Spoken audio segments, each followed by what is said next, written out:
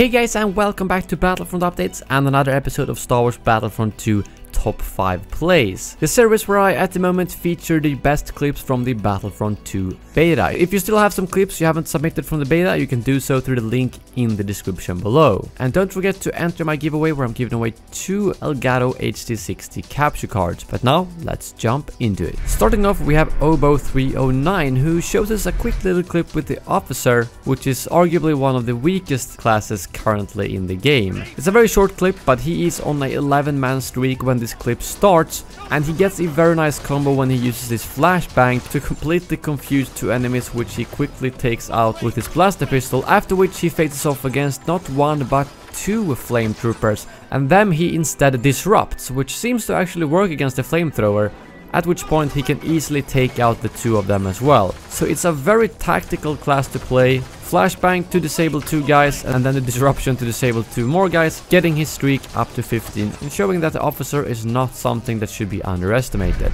Moving on, we have a clip from Prestige, who shows another quite underpowered thing in the beta, which is the laser Tripmine, and he throws it against a couple of enemies, and as you can see, it's actually landing on top of the railing pointing straight upwards. So why would anyone even be able to trigger that? But for some reason one of the clones decides to jump straight over that mine, triggering it and giving him a triple kill with the laser Tripmine. I don't think he expected that, because it stuck to a really bad surface. Luckily for him, that clone wasn't very smart. Moving on, we have the gaming shorts with a nice streak using the assault class Vanguard ability. This ability doesn't refresh like the infiltration does for the specialist, so it's a little bit trickier to get long streaks, but he does manage to get 5 kills with 1 ability use. And based off these hits, I'd imagine that you can probably get a maximum of 6, maybe 7 kills with the Vanguard before it expires, but at that point you need to hit every shot, and they all need to be 1-shots.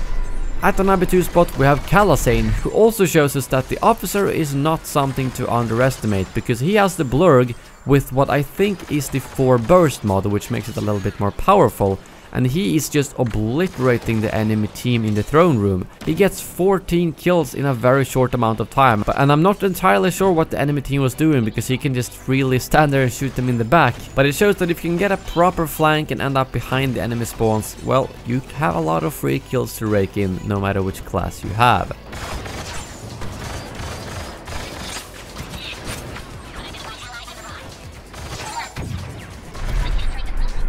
And at the number 1 spot, we have Swamy Plays Games. I was just waiting for him to submit a clip, because I know how good he was in the previous game. And this time around, he gets a whopping 128 kills in 1 game of Galactic Assault, 102 of which are with Boba.